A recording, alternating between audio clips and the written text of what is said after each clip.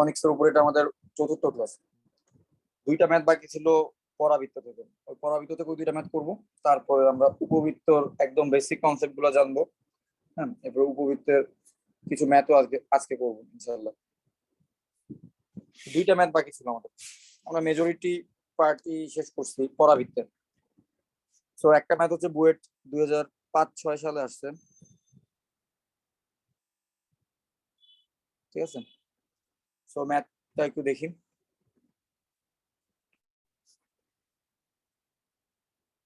তো এখানে প্রশ্নে বলা হয়েছে যে কোন পরাবৃত্তের উপকেন্দ্র মূল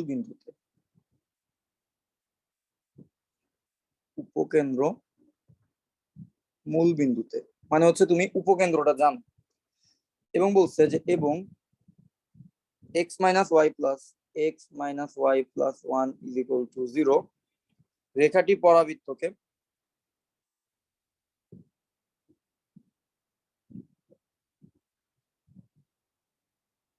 পরাবৃত্তকে উহার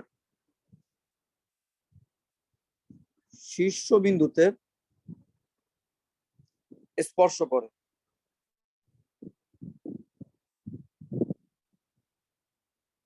ওকে, সো এই দুইটা ইনফরমেশন থেকে বলতেছে পরাবৃত্তটির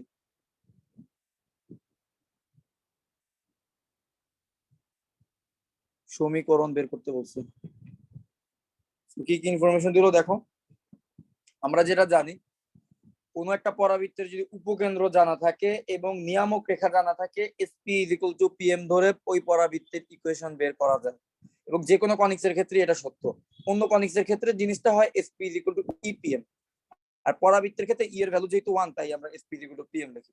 সো যাই হোক, আমরা যদি উপকেন্দ্র জানি এবং নিয়ামক রেখা জানি, আমরা পরাবৃত্তের ইকুয়েশন অবশ্যই বের করতে পারবো। তো আমরা এখানে আসলে কি কি জানি দেখো।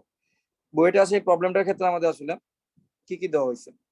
এটা তো অক্ষরেখা, যা বুঝি। এই বিন্দুটা হচ্ছে শীর্ষবিন্দু, তো শীর্ষবিন্দুতে আমাদের স্পর্শকটা দেওয়া আছে। ওকে, শীর্ষবিন্দুতে স্পর্শকটা দেওয়া আছে। তো শীর্ষবিন্দুতে স্পর্শকের বাম পাশে এমন একটা জায়গায় হচ্ছে আমাদের এই রাফ স্কেচের জন্য এমন একটা জায়গায় হচ্ছে নিয়ামক রেখাটা থাকার কথা, ঠিক আছে? আর এই এরকম একটা জায়গায় হচ্ছে কি আমার কি হবে, উপকেন্দ্র হবে। উপকেন্দ্রটা বলা আছে দেখো, বলছে পরাবৃত্তের উপকেন্দ্র মূল বিন্দুতে। পরাবৃত্তের উপকেন্দ্র কোথায়? মূল বিন্দু। তার মূল বিন্দুটা কত? 0 0 বিন্দু। আমি উপকেন্দ্রটা জানি, উপকেন্দ্র হচ্ছে 0 0 বিন্দুতে। আচ্ছা, উপকেন্দ্র জানি এবং আমি শীর্ষবিন্দুতে স্পর্শকটা জানি। শীর্ষবিন্দুতে স্পর্শকটা কত দেখো তো। শীর্ষবিন্দুতে স্পর্শক দেওয়া আছে x minus y plus one is equal to 0। এই সরল রেখাটা দেওয়া আছে, এটা হচ্ছে কি শীর্ষবিন্দুতে স্পর্শক, এস বিন্দু। আচ্ছা, তো এখন আমাদের কাজ হবে, আমাদের কাজ হবে নিয়ামক রেখার সমীকরণটা বের করা। তো নিয়ামক রেখার সমীকরণটা যদি কোনোভাবে বের করে ফেলতে পারি, তাহলে আমরা কি করতে পারবো, SP is equal to PM ধরে উপবৃত্তের ইকুয়েশনটাও বের করতে পারবো। আচ্ছা, এখন নিয়ামক রেখার সমীকরণ আমি কিভাবে বের করবো? প্রথমত একটা জিনিস দেখো, আমরা শীর্ষবিন্দুতে যেটা স্পর্শক, এটা হচ্ছে আমাদের শীর্ষবিন্দু। তো এই শীর্ষবিন্দুতে যেই সরলরেখাটা স্পর্শক হয়, তার সাথে নিয়ামক রেখার সম্পর্কটা কেমন হয় বলতো?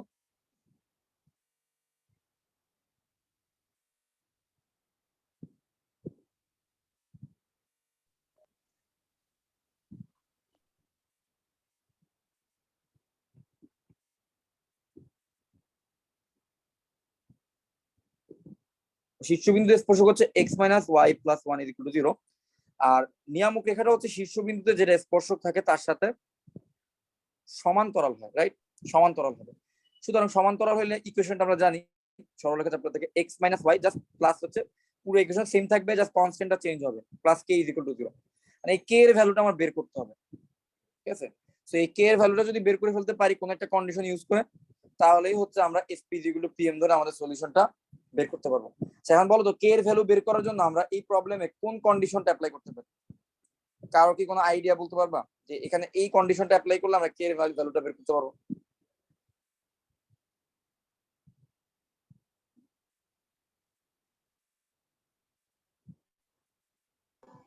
আচ্ছা ভাইয়া, এখানে a এর মান 0 আসতেছে না তাহলে? এর মান 0 বলতো কে কে কে বলতেছো নাকি? এ উপকেন্দ্র হচ্ছে 0 0 বললো না? হ্যাঁ, উপকেন্দ্র 0 0 মানে তে। মূল বিন্দু। হ্যাঁ, তাহলে 4ax এর ক্ষেত্রে a এর মান 0 চলে আসতেছে না? আচ্ছা, এখানে তো তোমার একটা জিনিস বুঝতে হবে, সেটা হচ্ছে যে কি এই ইকুয়েশনটা আমি এখানে যে স্কেচটা করছি সেই স্কেচটা হচ্ছে একটা রাফ স্কেচ। সেই স্কেচটা কি একটা রাফ স্কেচ। আমি যদি তোমাকে এটা অরিজিনাল চিত্রটা এঁকে দেখাই, আসল চিত্রটা, সেই ক্ষেত্রে মনে করো এটা হচ্ছে এক্স অক্ষ হবে, এটা হচ্ছে ওয়াই অক্ষ হবে। তুমি যদি চিন্তা করো তোমার যে শীর্ষবিন্দুতে স্পর্শ, সেটা x minus y plus one is equal to 0। তোমরা যদি x minus y plus one is equal to 0 এই সরলরেখাটা আঁকার চেষ্টা করো, ঠিক আছে, তোমরা দেখবে সরলরেখাটা হচ্ছে এরকম, ঠিক আছে। তো বেসিক্যালি সরলরেখাটা যদি এরকম হয়, শীর্ষবিন্দুতে স্পর্শক, বেসিক্যালি আমার উপবৃত্তটা এইরকম একটা শেপে থাকবে, বুঝতে পারছো? তখন হচ্ছে গিয়ে তার এই যে দেখো তার নিয়ম উপকেন্দ্রটা তো 0 0 বিন্দুতে থাকবে। তো এটা কিন্তু আদর্শ কেসে নাই, তো তুমি ওইভাবে কল্পনা করলে হবে না, বুঝতে পারছো? তো উপকেন্দ্রটা এই জায়গায় হচ্ছে 0 0 বিন্দুতে এভাবে আসছে। জি। ওকে, বাট আমি জাস্ট রাফ স্কেচ করছি আর কি। তো রাফ স্কেচের জন্য যে ম্যাটার করে না। আচ্ছা, সো 0 0 বিন্দুতে, আচ্ছা আমি তোমাদেরকে বলি, আমাদের উপকেন্দ্র থেকে শীর্ষবিন্দু পর্যন্ত শীর্ষবিন্দু পর্যন্ত যে দূরত্বটা হয়, হ্যাঁ, সেটা হয় উপকেন্দ্র থেকে নিয়ামক পর্যন্ত দূরত্বের অর্ধেক। এটা সবাই আমরা জানি, তাই না? উপকেন্দ্র থেকে শীর্ষবিন্দু পর্যন্ত যেই দূরত্বটা হয়, হ্যাঁ, সেই দূরত্বটা কি উপকেন্দ্র থেকে নিয়ামক পর্যন্ত দূরত্বের অর্ধেক হয়। সো আমরা একটা কাজ করতে পারি, উপকেন্দ্র থেকে শীর্ষবিন্দু পর্যন্ত দূরত্বটা বের করে ফেলতে পারি। উপকেন্দ্র জানি, শীর্ষবিন্দুতে স্পর্শকটাও জানি, তার মানে আমি সরল রেখাটাও জানি। তার উপকেন্দ্র থেকে ওই সরল রেখার উপর লম্ব দূরত্বটা আমরা চাইলে বের করে ফেলতে পারি সরল রেখা চ্যাপ্টারের কনসেপ্ট দিয়ে। সো আমি 0 0 বিন্দু থেকে, সো আমি লম্ব দূরত্ব কার বের করব? ধরলাম আমি শীর্ষবিন্দুর নাম দিলাম এ, আমি এ এস বের করব। এ এস এর দৈর্ঘ্যটা বের করতে চাচ্ছি। এ এস এর দৈর্ঘ্যটা কত হবে? এস এর দৈর্ঘ্য হবে 0 0 বিন্দু থেকে x minus y plus one is equal to এই সরলরেখার উপর লম্ব দূরত্ব। সো এই বিন্দু থেকে সরলরেখার উপর লম্ব দূরত্ব কত হবে? হ্যাঁ, এই সরলরেখার ভুজের জায়গায় এই বিন্দুটার ভুজ বসায় দিব, কোটির জায়গায় এই বিন্দুর কোটি বসায় দিব, যোগ 1 divided by root over x এর সহগ হচ্ছে 1 স্কয়ার যোগ ওয়াই এর সহগ হচ্ছে 1 স্কয়ার। দ্যাট মিন আমরা এখান থেকে পাচ্ছি 1 বাই রুট 2। তাহলে 1 বাই রুট 2 আসলে কার দৈর্ঘ্য আসলো? 1 বাই রুট 2 আসলো হচ্ছে উপকেন্দ্র থেকে শীর্ষবিন্দুতে স্পর্শক পর্যন্ত লম্ব দূরত্ব, অর্থাৎ এ এস এর দূরত্ব বের হলো, ঠিক আছে। মানে হচ্ছে এই দূরত্বটা বের হলো। তাহলে এখন যদি এই দূরত্বটাকে আমরা দ্বিগুণ করি, তাহলে আমরা কার দূরত্ব পাবো? এই দূরত্বকে যদি আমরা দ্বিগুণ করি, প্রশ্ন মতে এই দ্বিগুণ দূরত্বটা হচ্ছে কি? উপকেন্দ্র থেকে নিয়ামক পর্যন্ত লম্ব দূরত্ব। এখন নিয়ামক রেখার সমীকরণটা আমরা এক্স্যাক্টলি না জানলেও আরবিট্রারিলি জানি। নিয়ামক রেখার সমীকরণটা x minus y plus k এই আকৃতির হবে। X minus y plus k is equal to 0 এই আকৃতির হবে আমাদের নিয়ামক রেখার সমীকরণটা। আমি এক্স্যাক্টটা জানি না, এক্স্যাক্ট কে এর ভ্যালু কত হবে সেটা জানি, সেটাই বের করতে চাচ্ছি। সেটা বের করার জন্য আমি কন্ডিশনটা কি অ্যাপ্লাই করব? হ্যাঁ, এবার আমরা ধরে নিলাম এই বিন্দুটাকে ধরে নিলাম হচ্ছে জেড ধরে নিলাম। তাহলে এস জেড বের করার চেষ্টা করি, চলো। তাহলে এস জেড বিন্দু দূরত্ব কি হবে? প্রশ্ন মতে কি হবে? 0 0 বিন্দু থেকে আমাদের নিয়ামক রেখা হচ্ছে x minus y plus k is equal to 0, এই রেখা পর্যন্ত লম্ব দূরত্বটা কত হবে? তো এক্স এর জায়গায় 0 বসায় দাও, ওয়াই এর জায়গায় 0 বসায় দাও, কে থাকবে divided by root over 1 square যোগ 1 স্কয়ার। হ্যাঁ, এই লম্ব দূরত্বটা ইজ ইকুয়াল টু কার দ্বিগুণ হবে? এই লম্ব দূরত্বটা is equal to 1 by root 2 এর দ্বিগুণ। 1 বাই রুট 2 কোন দূরত্বটা? এই যে 0 0 বিন্দু থেকে শীর্ষবিন্দুতে স্পর্শক পর্যন্ত লম্ব দূরত্ব। তাহলে এই দূরত্বের দ্বিগুণ হবে 0 0 বিন্দু থেকে নিয়ামক পর্যন্ত লম্ব দূরত্ব সমান, ঠিক আছে। তাহলে আমরা সেটাই করি। প্রশ্ন মতে এই দূরত্বটা হবে 2 into 1 by root 2। Okay, so আমরা এখান থেকে পাচ্ছি modulus k divided by root 2 is equal to 2 into 1 by root 2। So root 2 কাটা, that means modulus k is equal to 2। এখান থেকে আমরা লিখতে পারি k is equal to plus minus 2। আচ্ছা, k is equal to plus minus 2। But এইখানে একটা problem হয়ে যাবে, এইখানে একটা নতুন প্রবলেম তোমাদের সামনে অ্যারাইজ করলো। সেটা হচ্ছে কে এর ভ্যালু তুমি কয়টা পাইছো? কে এর ভ্যালু তুমি আসলে পাইলা হচ্ছে এখানে দুইটা। সো প্রবলেমটা একটু অ্যাডভান্স প্রবলেম, বুঝতে পারছো? এটা বইয়ের আসা একটা প্রবলেম, একটু অ্যাডভান্স। সো কে এর ভ্যালু এখানে তুমি দুইটা পাইছো। এই দুইটা ভ্যালুর জন্য যদি তুমি একটু চিন্তা করো, তোমার নিয়ামক রেখা সমীকরণটা কি ছিল, x minus y plus k is equal to zero. সেখানে কে এর ভ্যালু হইতে পারে x minus y plus two is equal to zero, অথবা হতে পারে x minus y minus two is equal to zero. কিন্তু আমরা কি জানি একটা পরাবৃত্তের জন্য তার নিয়ামক রেখা কয়টা থাকে, একটা পরাবৃত্তের জন্য নিয়ামক রেখা থাকে একটা। তাহলে এই দুইটা কে এর ভ্যালুর মধ্যে যে কোনো একটা ভ্যালু একসেপ্টেড হবে আর একটা ভ্যালু একসেপ্টেড হবে না। এখন বলো তো কোনটা একসেপ্টেড হবে আর কোনটা একসেপ্টেড হবে না, সেটা কি তোমরা বলতে পারবা? হ্যাঁ, নিয়ামক রেখা সমীকরণ প্লাস প্লাস টু 2টা একসেপ্ট হবে না। হ্যাঁ প্লাস টু। প্লাস টু টা একসেপ্টেড হবে।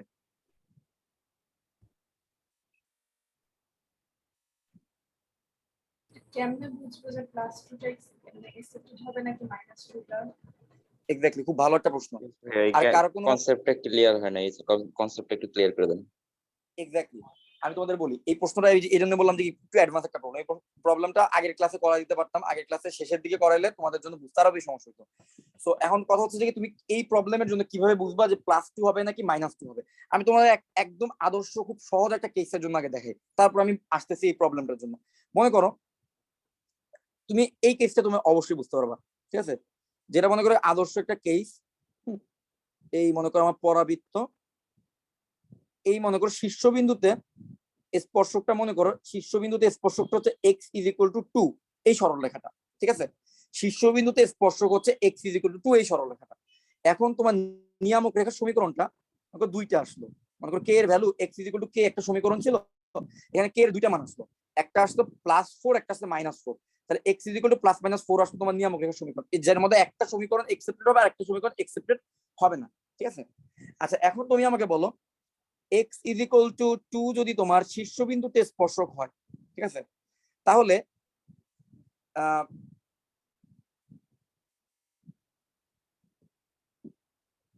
আচ্ছা আচ্ছা হ্যাঁ, তাহলে এখন একটা চিন্তা করো তো, x ইজ ইকুয়াল টু +4, সেটা কি ডান দিকের সরলরেখা হবে না বাম দিকের সরলরেখা হবে? ডান দিকে x ইজ ইকুয়াল ডান দিকের হবে, রাইট? ডান দিকের একটা সরলরেখা হবে x ইজ ইকুয়াল টু +4, আর বাম দিকের কোন একটা সরলরেখা হওয়ার চান্স আছে x ইজ ইকুয়াল টু -4। তাহলে এই কেসের জন্য তুমি কি +4টাকে একসেপ্ট করবা? +4 কে কিন্তু তুমি একসেপ্ট করতে পারবে না, কারণ +4 কিন্তু উপকেন্দ্রের ওই পাশে চলে যাবে, ঠিক না? কারণ আমাদের নিয়ামকটা কোন পাশে হয়, নিয়ামকটা হয় শীর্ষবিন্দু থেকে মাঝখানে, শীর্ষবিন্দুর একদিকে থাকে আমার উপকেন্দ্র, শীর্ষবিন্দুর উল্টা দিকে থাকে হচ্ছে আমার নিয়ামক রেখা, তাই না? তো আমরা এই জিনিসটা তো সবাই বুঝি, শীর্ষবিন্দুর একদিকে থাকে উপকেন্দ্র, আরেক দিকে থাকে নিয়ামক রেখা।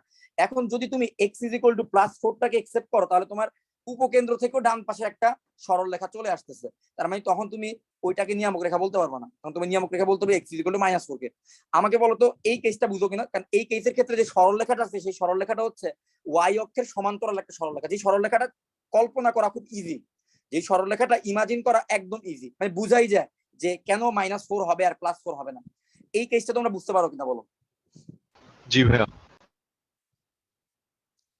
ফাইদা তুমি বুঝতে পারছো? জি। আচ্ছা, সো আমার মনে হয় এই কেসটা তোমরা সবাই বুঝতে পারতেছো, এই কেসটার ক্ষেত্রে কেন কোনটা হইলো বা কোনটা হইলো না। আচ্ছা এখন আমাদের এই প্রবলেমে আসি, এই প্রবলেমের ক্ষেত্রে এই জিনিসটা বোঝাটা একটু ডিফিকাল্ট হবে। কেন ডিফিকাল্ট হবে? এক্সাক্ট চিত্র না আঁকলে তুমি আসলে আমার মতে তুমি বুঝতে পারবা না। আমি জানি না এর বাইরে কোনো ওয়ে আছে কিনা বুঝার, মানে আমি এর আগের বার যখন স্টুডেন্টদের পড়াইছি এক্সাক্ট চিত্র না আঁকে আমি বুঝাইতে পারি না। তো আমি এক্সাক্ট চিত্রটা আঁকি, তো তোমরা বুঝতে পারবা। সরলরেখার চিত্র নিশ্চয়ই তোমরা ড্র করতে পারো, ঠিক আছে? ওকে, আমি একদম এক্সাক্ট চিত্রটা আঁকার চেষ্টা করতেছি। এক্স অক্ষ আর এটা হচ্ছে ওয়াই অক্ষ, এইটা হচ্ছে তোমার মূল বিন্দু, মানে 0 0 বিন্দু। ওরা বলছে 0 0 বিন্দুতে হচ্ছে তোমার কি আছে, উপকেন্দ্র আছে। আচ্ছা চলো জিনিসটা এবার এক্সাক্ট চিত্র আঁকার চেষ্টা করি।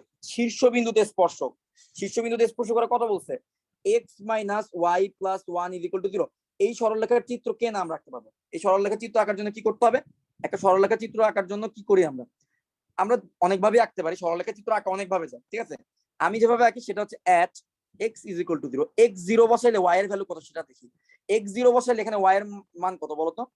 x এর ভ্যালু যদি আমরা 0 বসাই তাহলে এখানে আসবে 0 minus y plus 1 is equal to 0, y is equal to হচ্ছে 1। ভেরি গুড, তার মানে আমরা বুঝতে পারলাম x এর ভ্যালু 0 তে y এর ভ্যালু হচ্ছে 1, x এর ভ্যালু 0 হচ্ছে y অক্ষের উপর, y এর ভ্যালু 1 হচ্ছে এমন একটা জায়গা, তাহলে 0,1 বিন্দুতে ছেদ করে যাবে এই সরলরেখাটা, আমি বুঝলাম। আবার তুমি করবা at y is equal to 0, what is the value of x? So y এর ভ্যালু যখন তুমি 0 বসাবা তখন x এর ভ্যালু কত আসে দেখি তো আমরা, x - 0 + 1 = 0, তাহলে x = -1, রাইট? তাহলে -1,0 তোমার আরেকটা বিন্দু পাচ্ছ তুমি, এটা হচ্ছে তোমার x অক্ষের ছেদ করে যাবে যে বিন্দুতে সেটা, তাহলে এই হচ্ছে -1,0 বিন্দু। তার মানে আমি বুঝতে পারলাম আমার যে শীর্ষবিন্দুতে স্পর্শক সেটা কেমন হবে, এই বিন্দু দিয়ে যাবে না, দেখো তো। তাহলে আমি আমার শীর্ষবিন্দুতে স্পর্শকটা কিন্তু পেয়ে গেলাম। আচ্ছা, তোমরা জাস্ট বলবা যে এই প্রবলেমটা তোমরা বুঝতে পারছো কিনা, এটা হচ্ছে তোমাদের জন্য আসলে তো প্রবলেমটা ডিফিকাল্ট হইতেই পারে, সব প্রবলেম তো একদম ইজি হবে না, বাট বুঝতে পারাটা হচ্ছে আসল।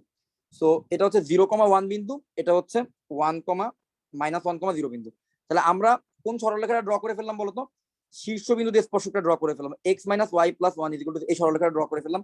এবং শীর্ষবিন্দুতে স্পর্শক ড্র করা মানে হচ্ছে বুঝাই যাচ্ছে আমার পরাবৃত্তটা এই আকৃতির হবে।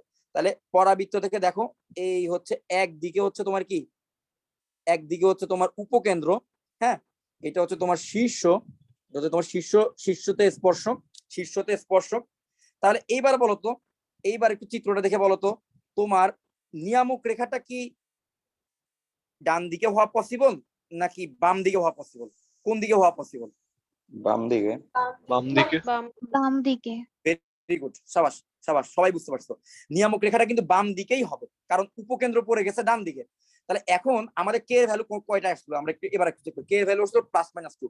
এবার তোমরা আমাকে একটু ভেরিফাই করে দাও, x - y + 2 = 0 আর x - y - 2 = 0, এই দুইটা সরলরেখার মধ্যে তোমরা x এর ভ্যালু 0 বসাও, y এর ভ্যালু দেখো, এভাবে আমি যেভাবে করলাম না সেম একই ভাবে একটু দেখো তো কোন সরলরেখাটা বাম দিকে পড়ে আর কোন সরলরেখা ডান দিকে পড়ে। অথবা তোমরা চাইলে ওই যে অ্যাপ যেটা আছে তোমাদের ডেসমোস, ওই ডেসমোস অ্যাপ দিয়েও এঁকে দেখতে পারো কোন সরলরেখাটা x - y + 1 = 0 এই সরলরেখার বাম দিকে পড়তেছে আর কোনটা ডান দিকে পড়তেছে।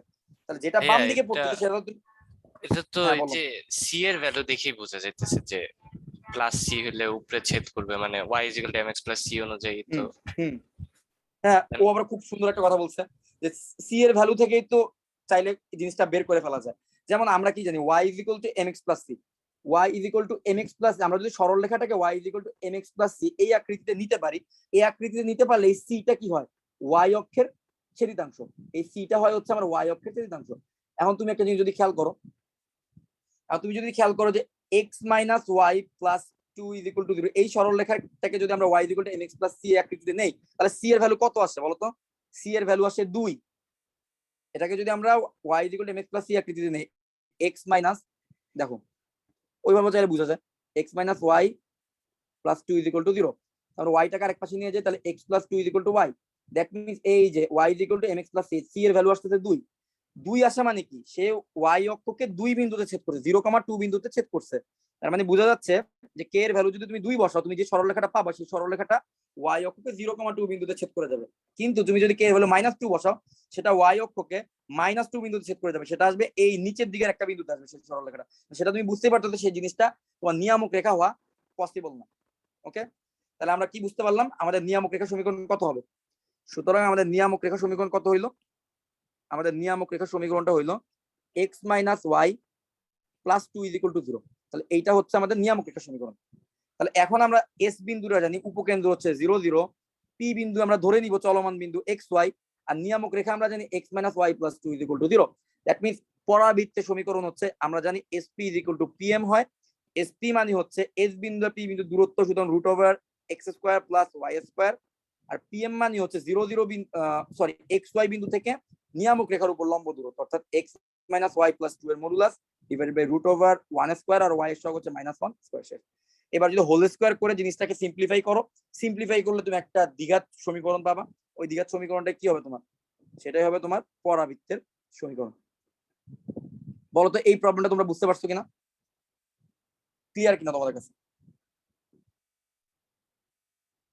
নাকি আমি আবার রিভিউ করব? আবার একটু রিভিউ। ওকে, আমি আবার রিভিউ করতেছি, জিনিসটা আবার শুনো। দেখো একদম প্রবলেমের শুরু থেকে যাই। প্রবলেমটার মধ্যে আসলে তেমন স্পেশালিটি কিছুই নাই, স্পেশালিটি শুধুমাত্র কে এর ভ্যালু কোনটা তুমি ধরবা ওইটা নিয়ে কি মানে কি কনফিউজ হবার, ওইটা বোঝার জন্য হচ্ছে আমাদের একটু এক্সট্রা কিছু এফোর্ট দেওয়া লাগছে, বাট এর বাইরে আসলে তেমন প্রবলেমটা কঠিন কিছু না। এবং আমি তোমার বলি, এখানে আমাদের কি বললো, পরাবৃত্তের উপকেন্দ্র দেওয়া আছে মূল বিন্দু, মানে উপকেন্দ্র জানি।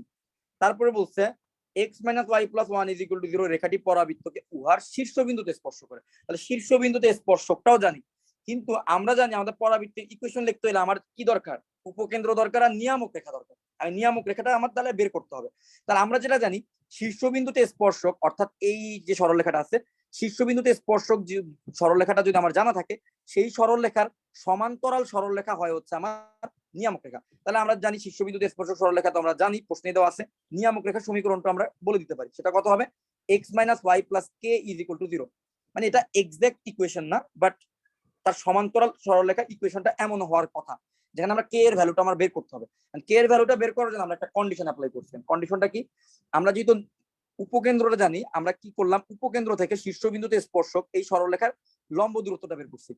সো এই যে লম্ব দূরত্বটা, এই লম্ব দূরত্বটা আবার হবে কি, উপকেন্দ্র থেকে নিয়ামক পর্যন্ত যে লম্ব দূরত্ব তার অর্ধেক। তাহলে আমরা এই লম্ব দূরত্বটা বের করার পর তাকে যদি 2 দিয়ে গুণ করে দেই, তাহলে আমরা উপকেন্দ্র থেকে নিয়ামক পর্যন্ত লম্ব দূরত্বটা পেয়ে যাব। সো আমরা সেটাই করলাম, 0 0 বিন্দু থেকে শীর্ষবিন্দুতে স্পর্শক সেই সরলরেখার উপর লম্ব দূরত্ব বের করলাম, সেটা হচ্ছে 1/√2 আসছে। তাহলে প্রশ্ন মতে সেই 1/√2 এর সাথে যদি আমরা 2 দিয়ে গুণ করি, তাহলে আমরা যে দৈর্ঘ্যটা পাবো সেটা কি হবে, উপকেন্দ্র বা 0 0 বিন্দু থেকে নিয়ামক রেখার লম্ব দূরত্ব। তো নিয়ামক রেখার এক্সাক্ট ইকুয়েশন তো জানি না, তো সেটা হচ্ছে আরবিট্রারি ইকুয়েশনটা হচ্ছে যে কি x - y + k = 0। সো ওই বিন্দুর লম্ব দূরত্বটা আমরা বের করলাম, সেখান থেকে আমরা k মডুলাস k = 2 আসছে, দ্যাট মিন্স k = +-2। এখন আমরা k এর কোন মানটা নিব, ঠিক আছে। সো এইখানে হচ্ছে কি একটু ঝামেলা লেগে গেল। সো k এর কোন মানটা নিব এটা বোঝার জন্য তখন আমাদের আবার কি করতে হলো, এক্সাক্ট ইকুয়েশনের সাহায্য নিতে হলো। কি করতে হলো, এক্সাক্ট ইকুয়েশনের সাহায্য নেওয়া লাগলো। ওকে, সো আমরা আবার এক্সাক্ট ইকুয়েশনের সাহায্য নিলাম। আমরা জাস্ট কি করলাম, একটু রাফলি একটা স্কেচ করে ফেললাম যে আমাদের শীর্ষবিন্দুতে স্পর্শকটা আসলে এরকম একটা অবস্থায় আছে। তাহলে আর উপকেন্দ্রটা যেহেতু মূল বিন্দুতে আছে, তাহলে অবশ্যই মূল বিন্দু থেকে ডানের দিকে আমার নিয়ামক রেখাটা হবে না, কারণ মূল উপকেন্দ্র মূল বিন্দুতে পড়ে গেছে, আর উপকেন্দ্রের বাম সাইডে পড়ে গেছে কি, শীর্ষবিন্দুতে স্পর্শক। তাহলে শীর্ষবিন্দুতে স্পর্শকের বাম দিকে থাকবে কি, নিয়ামক রেখা। সো ওই কনসেপ্ট থেকে আমরা জাস্ট কি করতে পারলাম, কে এর ভ্যালুটা আমরা বুঝলাম যে কে এর ভ্যালু 2 হওয়া ছাড়া কোনো উপায় নেই, 2 হওয়া ছাড়া কোনো ওয়ে নেই। সো কে এর ভ্যালুটা +2 হইতে হবে, +2 হইলেই আমার নিয়ামক রেখাটা শীর্ষবিন্দুর বাম সাইডে পড়ে, ঠিক আছে। সো একটু এই জায়গাটাই জাস্ট একটু ভেরিফিকেশনটা একটু ব্যাপার আর কি, এই ভেরিফিকেশনটা করার জন্য এক্সট্রা কিছু এফোর্ট দেওয়া লাগছে, বাট অঙ্কর কনসেপ্টটা কিন্তু সিম্পল। এবার ক্লিয়ার হয়েছে আকিদা? জি স্যার। ওকে, তো চলো আমাদের পরাবৃত্তের সেকেন্ড প্রবলেমটা আমরা করবো। সেকেন্ড প্রবলেমটা করলে আমাদের পরাবৃত্ত শেষ, আমরা উপবৃত্ত শুরু করবো। সো আজকের দিনের সেকেন্ড প্রবলেম, এটা অনেকবার বুক পরীক্ষা আসছে, খুবই ইম্পর্টেন্ট একটা প্রবলেম। সো মোটামুটি সব ইম্পর্টেন্ট প্রবলেম আগেই করানো হয়ে গেছে, এই একটা প্রবলেম হচ্ছে একটু ভিন্ন টাইপের, এটা হচ্ছে লাস্টের দিকে পড়ছে আর কি। সো এটা করলে মোটামুটি চ্যাপ্টার শেষ। প্রশ্নটা আমি তোমাদেরকে লিখে দেখাই, এটা অনেকভাবে করা যায়, ভিন্ন ভিন্ন ওয়ে আছে। একটা ওয়েতে করবো, এটা মোটামুটি একটু ইজি মনে হয় আমার কাছে। y = ax² + bx + c বলছে এই পরাবৃত্তটির শীর্ষ হচ্ছে -2,3 বিন্দুতে এবং এটি 0,5 বিন্দুগামী, 0,5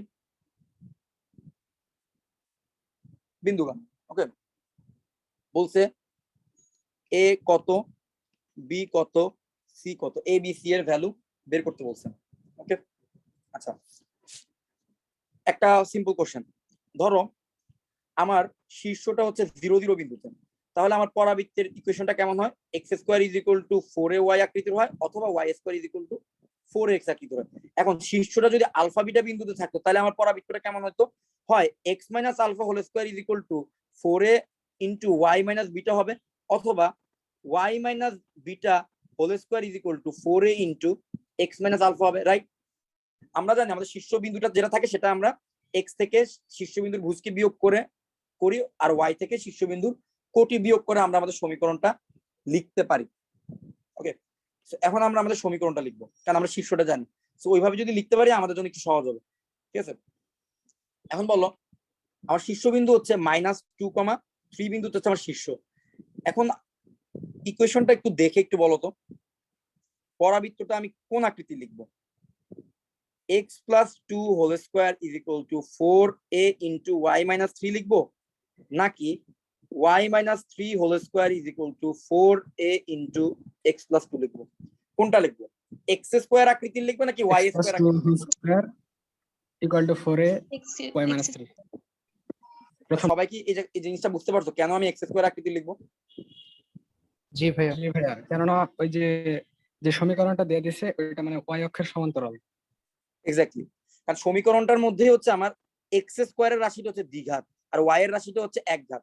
আমি বুঝাই যাচ্ছে এটাকে যদি আমরা আদর্শ ফরম্যাটে নিয়ে আসার চেষ্টা করি, মানে একটু সিম্পলিফাই করে আদর্শ ফরম্যাটে নিয়ে আসার চেষ্টা করি, এটাকে আমরা এই আকৃতিতে লিখতে পারবো। ঠিক আছে, তাহলে আমরা শীর্ষবিন্দুটাকে আমরা কি করব? শীর্ষবিন্দু -2,3, সুতরাং আমরা লিখতে পারি x + 2, শীর্ষবিন্দুটাকে বিয়োগ করে দিতে হবে, x থেকে শীর্ষবিন্দুর ভুজকে বিয়োগ করব, x থেকে -2 কে বিয়োগ করব। সো -2 কে বিয়োগ করলে x - -2 মানে হচ্ছে x + 2 whole square is equal to 4a into y - 3।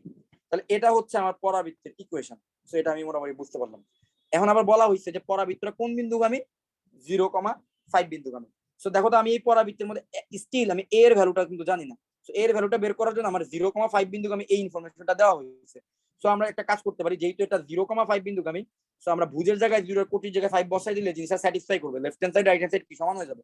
তো x এর জায়গায় আমি 0 বসাই দিই, 0 + 2 whole square is equal to 4a into 5 - 3। That means 4 is equal to 4a into 2। So 4 কেটে দিলে আমরা পাচ্ছি 2a is equal to 1, a is equal to half. So আমরা a এর ভ্যালুটা বের করে ফেললাম না? এখন কিন্তু আমরা পরাবৃত্তের এক্সাক্ট ইকুয়েশনটা পেয়ে গেছি। তো আমরা এখন কি করতে পারি? পরাবৃত্তের, সুতরাং আমাদের নির্ণয় পরাবৃত্তটা কি হইলো? পরাবৃত্তটা হচ্ছে x + 2 whole square is equal to 4 into a এর ভ্যালু হচ্ছে হাফ ইনটু y - 3। সো এটা হচ্ছে আমার পরাবৃত্তের এক্সাক্ট ইকুয়েশন। এখন এটাকে একটু বিস্তার করব, বিস্তার করে লাস্ট লাইনে যাই, তারপর তোমাদের এক্সপ্লেইন করতেছি। বিস্তার করার পর আমরা a b c এর ভ্যালুটা কিভাবে বের করব এটাকে বিস্তার করি। চলো, x + 2 হোল স্কয়ারকে বিস্তার করলে আসবে x square plus 2 into x into 2 plus 2 square, আর এখানে কাটলে 2 থাকে, that means 2y - 6। Okay, so সবগুলোকে যদি এক পাশে নিয়ে আসি, -6 কে ওই পাশে নিয়ে আসি, তাহলে থাকতেছে x square plus 4x plus 4 plus 6 is equal to 2y। Okay, that means 2y is equal to হচ্ছে x square plus 4x plus 10, y is equal to হচ্ছে half into x square plus 2x plus 5, 2 দিয়ে ভাগ করে দিলাম। তাহলে এই হচ্ছে কি আমার, ওরা যে ইনফরমেশন দিতে সেই ইনফরমেশন থেকে যেই পরাবৃত্তটা আসার কথা, সেই পরাবৃত্তটা হচ্ছে y is equal to half into x square plus 2x plus 5। আর ওরা প্রশ্নে কোন পরাবৃত্ত বলছে? y ইজ ইকুয়াল টু এইটা বলছে, দেখো তো, ওরা প্রশ্নে এই পরাবৃত্তের কথাই বলছে, দিয়ে বলছে a b c এর ভ্যালু বের করতে। ওকে, আচ্ছা এখন তোমরা একটা জিনিস কম্পেয়ার করতো, এই দুইটা পরাবৃত্ত তো আসলে একই পরাবৃত্ত, এই দুইটা পরাবৃত্ত তো আসলে একই পরাবৃত্ত। তো এখন যদি আমরা কম্পেয়ার করি এই দুইটা পরাবৃত্তকে, যদি আমরা কম্পেয়ার করি, কম্পেয়ার করলে কি পাবো? x স্কয়ারের সহগ হচ্ছে এখানে a, আর ওইখানে x স্কয়ারের সহগ হচ্ছে half, that means a is equal to হচ্ছে হাফ। x এর সহগ হচ্ছে এখানে b, এখানে হচ্ছে 2, that means b is equal to হচ্ছে 2। c এর ধ্রুবপদ হচ্ছে এখানে c, আর ধ্রুবপদ হচ্ছে এখানে 5, that means c is equal to হচ্ছে 5। শেষ, এটাই হচ্ছে তোমার রিকোয়ার্ড আনসার।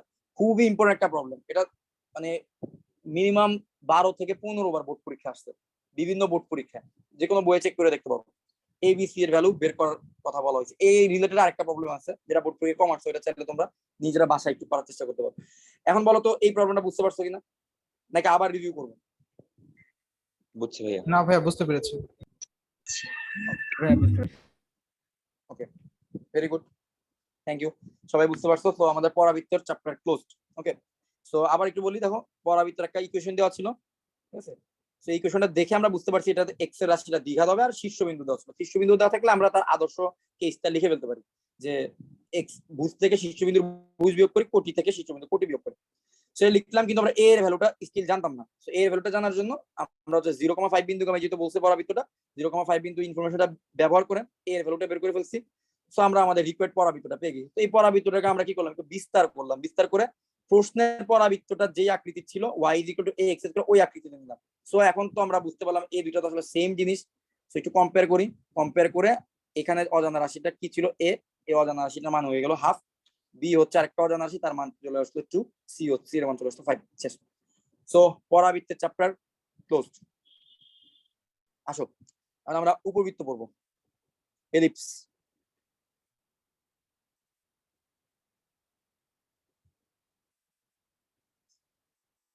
আমাদের পৃথিবী যে কক্ষপথে সূর্যকে প্রদক্ষিণ করে সেটা কিন্তু একটা উপবৃত্তাকার কক্ষপথ।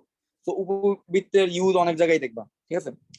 সো আমরা পড়বো এলিপস নিয়ে। তো এলিপসের আলোচনা যাওয়ার আগে একটু দেখি কার কার মনে আছে এলিপসের ক্ষেত্রে উৎকেন্দ্রিকতার মান কত হয়, কার মনে আছে দেখি। 1 0 থেকে 1 এর মধ্যে। পরাবৃত্তের ক্ষেত্রে উৎকেন্দ্রিকতা 1 হয়, আর উপবৃত্তের ক্ষেত্রে 0 1 এর থেকে চেয়ে 1 ছোট। এর মধ্যে। এক্স্যাক্টলি 0 থেকে বড়, 1 থেকে ছোট, ঠিক আছে। তো এটা হচ্ছে আমার এলিপসের ক্ষেত্রে উৎকেন্দ্রিকতার ভ্যালু। ওকে, আচ্ছা। সো চলো প্রথমে একটা কাজ করি, এখন বেশি এক্সপ্লেন না করলে তোমরা বুঝবা, যেহেতু পরাবৃত্ত চ্যাপ্টারটা পড়ছো। একটা কাজ করে আমরা উপবৃত্তের একটা চিত্র আঁকি, চিত্র এঁকে ওইখান থেকে আমরা উপবৃত্তের কোন কোন ইনফরমেশন গুলা তোমার জানা লাগে, উপবৃত্তের ক্যারেক্টারিস্টিক গুলা কি কি, সো ওর মধ্যে কি কি থাকে, অক্ষগুলা কি কি নাম বলে, উপকেন্দ্র কয়টা থাকে, বা শীর্ষ কেমন হয়, কোন জায়গায় থাকে শীর্ষটা, এই সবগুলো জিনিস একটু জানার চেষ্টা করি। সো আমি একটা স্কেচ করার চেষ্টা করি। উপবৃত্ত 2 টাইপের হয়, আমি জাস্ট একটা টাইপেরটা আঁকবো, আরেকটা টাইপেরটা ক্লাসের শেষের দিকে দেখাই দিব।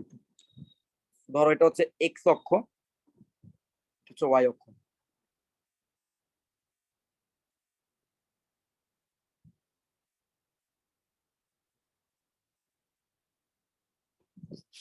সো এই মনে করে একটা উপবৃত্ত আঁকার চেষ্টা করলাম, ঠিক আছে। এখন এই উপবৃত্তের মধ্যে কোন কোন মানে নামধারী কি কি থাকে দেখি। যেমন এই যে দেখো, এই উপবৃত্তের মধ্যে এটা হচ্ছে একদম আদর্শ কেস, ঠিক আছে। আদর্শ কেস, একটা উপবৃত্তের 2টা অক্ষ থাকে, ঠিক আছে। পরাবৃত্তের ক্ষেত্রে দেখছো না তুমি, পরাবৃত্তের মাঝখান দিয়ে চলে গেছে ছেদ করে একটা অক্ষ, এটাকে কি বলা হইতো, অক্ষরেখা বলা হইতো। সো উপবৃত্তকে তুমি মাঝখান দিয়ে 2 ভাবে ভাগ করতে পারো। এই যেমন এই দিক দিয়ে একবার মাঝখান দিয়ে ভাগ করতে পারো, ঠিক আছে। আবার উপর থেকেও তো তুমি কাটতে পারো, তাই না, তুমি 2 ভাবে কাটতে পারো না উপবৃত্তটাকে। সো উপবৃত্তের অক্ষ থাকে 2টা, ঠিক আছে। একটার নাম হচ্ছে বৃহদাক্ষ, একটার নাম কি, একটা নাম হচ্ছে বৃহদাক্ষ, বৃহৎ অক্ষ, আরেকটার নাম হচ্ছে ক্ষুদ্রাক্ষ, আরেকটা কি ক্ষুদ্রাক্ষ। উপবৃত্তের অক্ষ হচ্ছে কয়টা, 2টা, একটা হচ্ছে বৃহদাক্ষ, একটা হচ্ছে ক্ষুদ্রাক্ষ। তো বৃহদাক্ষ কোনটাকে বলতেছি, বৃহদাক্ষ বলতেছি যেই অক্ষের মধ্যে উপবৃত্তের বেশি অংশ থাকে। তুমি দেখো এক্স অক্ষ বরাবর কিন্তু এই উপবৃত্তের বেশি অংশ এক্স অক্ষ বরাবর সে কভার করছে, আর ওয়াই অক্ষ দেখো এক্স অক্ষ বরাবর সে যেই পরিমাণ দৈর্ঘ্য কভার করছে, ওয়াই অক্ষ বরাবর কিন্তু সে তার চেয়ে কম দৈর্ঘ্য কভার করছে, ঠিক না। তাহলে এই চিত্রের জন্য এক্স অক্ষটা কি হবে, এই চিত্রের জন্য এক্স অক্ষটা আমার বৃহদাক্ষ, আর ওয়াই অক্ষটা কি হবে আমার ক্ষুদ্রাক্ষ। তাহলে আমরা প্রথমে জেনে গেলাম একটা উপবৃত্তের 2টা অক্ষ থাকে, একটা হচ্ছে বৃহদাক্ষ, একটা হচ্ছে ক্ষুদ্রাক্ষ। 2টা অক্ষ যেই বিন্দুতে ছেদ করে সেই বিন্দুটাকে কি বলা হয়, সেই বিন্দুটাকে বলা হয় কেন্দ্র, সেই বিন্দুটাকে বলা হয় কেন্দ্র। আচ্ছা, অনেক সময় দেখা যায় কি জাহাঙ্গীরনগরে বা এই জাতীয় কিছু ইউনিভার্সিটি গুলোতে এমসিকিউ প্রশ্ন বেশি হয়, তো ওইসব জায়গায় দেখা যায় এরকম প্রশ্ন কইরা বলছে যে কণিকের মধ্যে কোন কণিকের কেন্দ্র থাকে।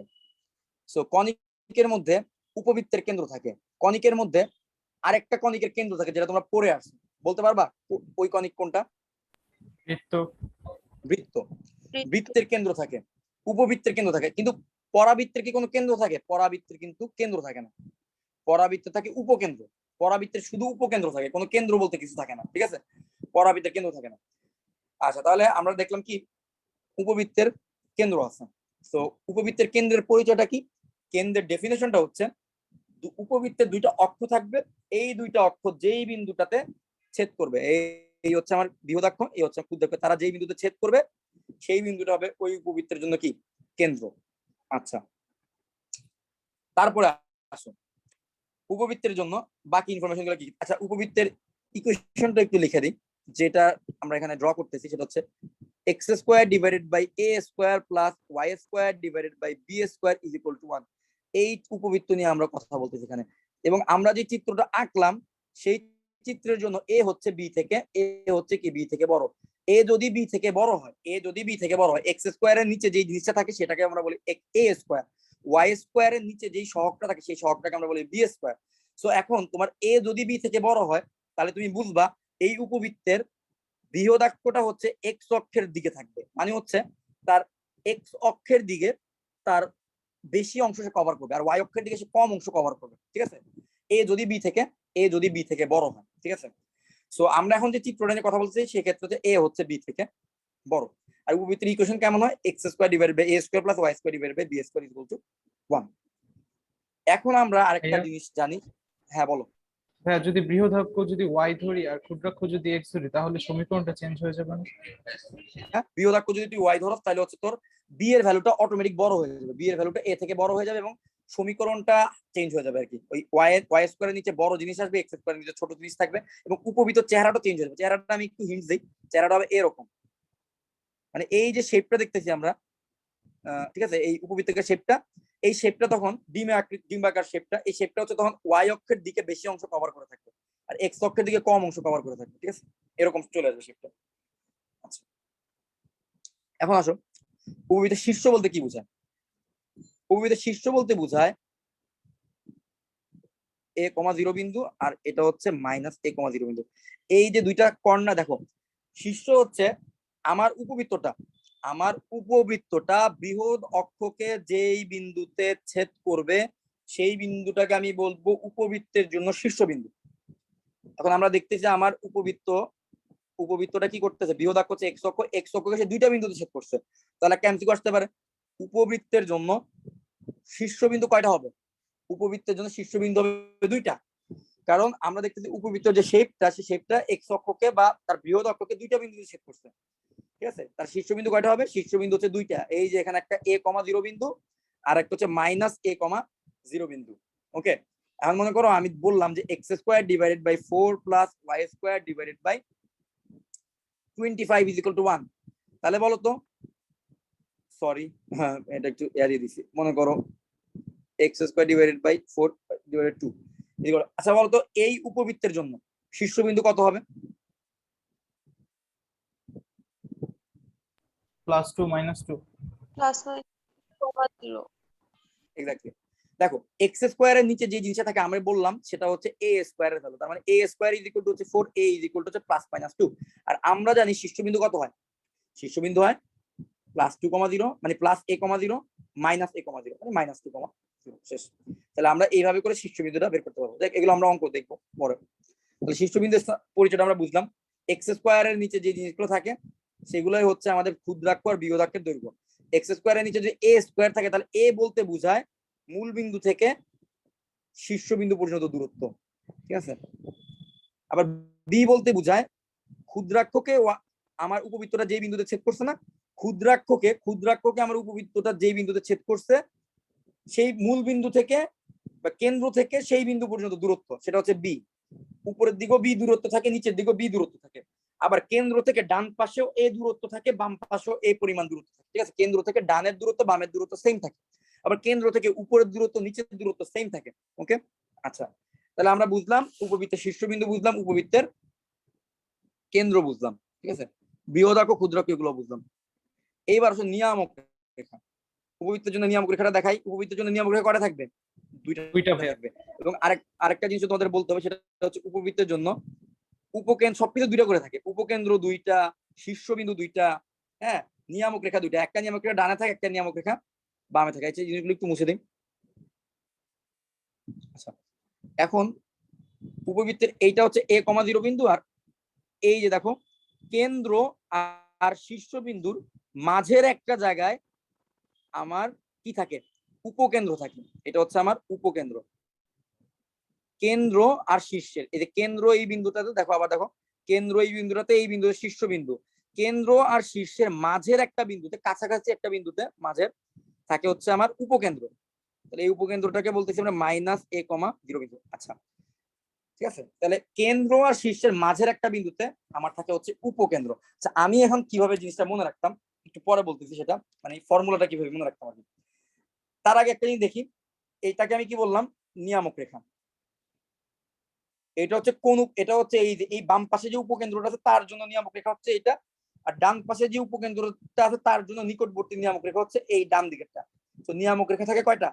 নিয়ামক রেখা থাকে দুইটা। এখন নিয়ামক রেখা আর বৃহদাক্ষের একটা ছেদবিন্দু থাকে না? নিয়ামক রেখা এবং বৃহদাক্ষের ছেদবিন্দু, এই ছেদবিন্দুটা কত হয় জানো? এই ছেদবিন্দুটা হয় a/e, মাইনাস a/e, 0, আর হচ্ছে এই বিন্দুটা থাকে কত?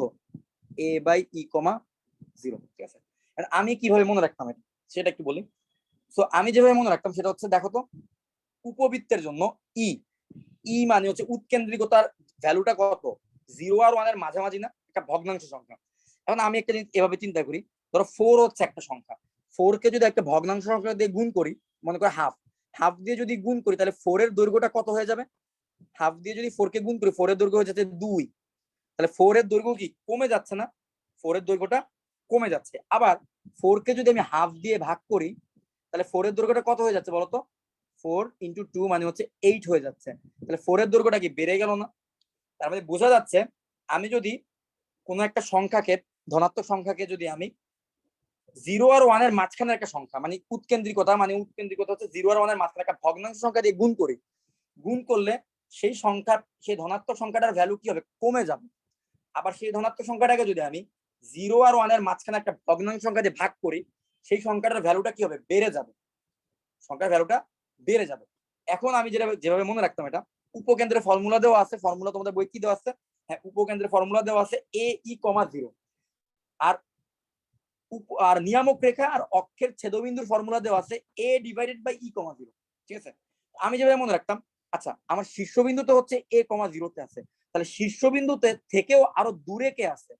আর শীর্ষবিন্দু থেকে আরো বাম সাইডে কে আছে? আচ্ছা, এখন শীর্ষবিন্দু থেকে বাম সাইডে আসার জন্য আমি যদি শীর্ষবিন্দু তো এর সাথে যদি আমি ই কে গুণ করে দেই, ই হচ্ছে একটা ভগ্নাংশ সংখ্যা, এর সাথে যদি আমি ই কে গুণ করে দেই, এর ভ্যালুটা কমে যাবে। এর ভ্যালুটা কমার মিনিংই হচ্ছে এর ভ্যালুটা শীর্ষবিন্দু থেকে বামে চলে আসবে। এর ভ্যালুটা শীর্ষবিন্দু থেকে বামে চলে আসবে, রাইট? এর ভ্যালুটা শীর্ষবিন্দু থেকে বামে চলে আসবে। আবার শীর্ষবিন্দুর ভুজ হচ্ছে এ। এখন শীর্ষবিন্দুর ভুজকে যদি আমি ই দ্বারা ভাগ করি, ই হচ্ছে একটা ভগ্নাংশ সংখ্যা, একটা ভগ্নাংশ সংখ্যা দ্বারা যদি ভাগ করা হয়, তাহলে আমার শীর্ষবিন্দুটা থেকে আমি আরো ডানে চলে যাব না? ডানে চলে যাব মানে কি? শীর্ষবিন্দুর চেয়ে আরো বড় একটা ভ্যালু আসবে। হ্যাঁ, আমার নিয়ামক রেখার বৃহদাক্ষের ছেদবিন্দুটা আরো ডানে অবস্থান করতেছে। তার মানে নিয়ামক রেখার বৃহদাক্ষের ছেদবিন্দুটা হবে a/e, 0, আর উপকেন্দ্রের স্থানাঙ্কটা হবে a/e, 0।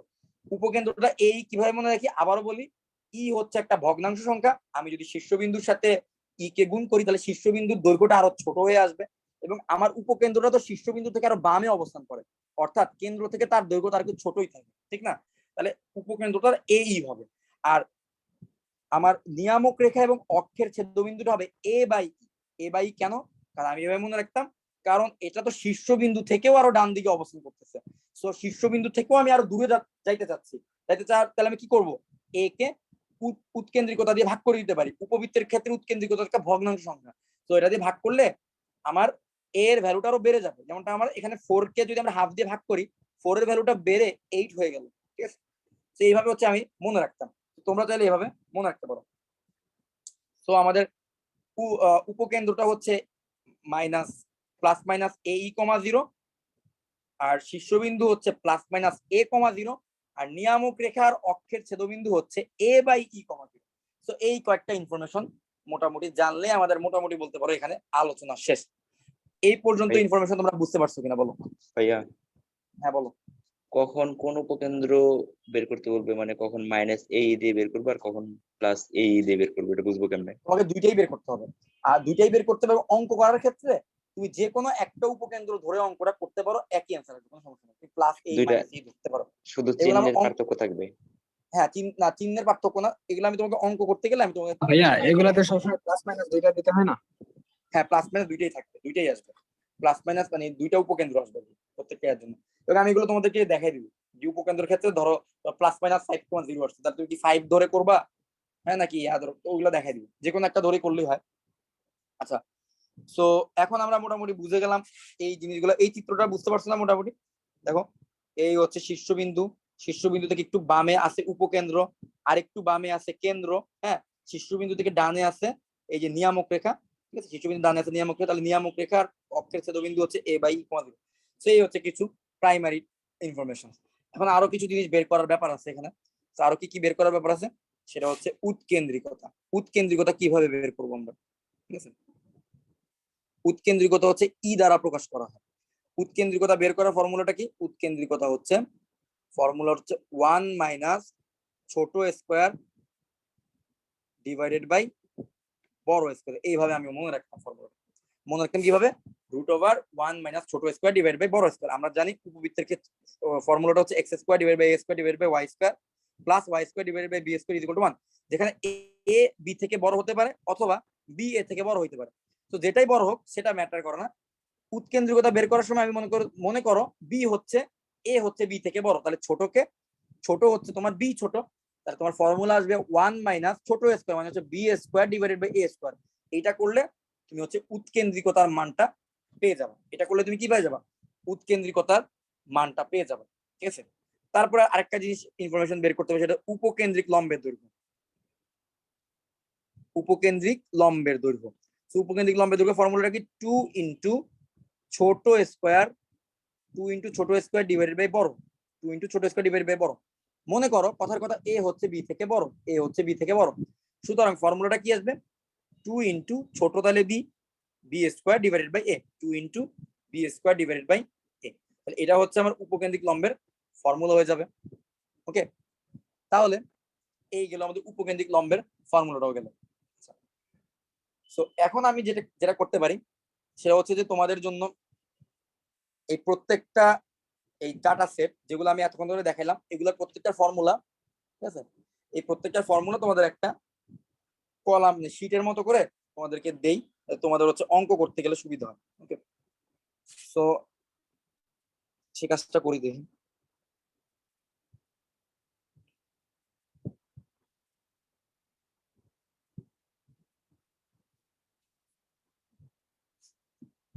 এই মনে করো উপবৃত্তের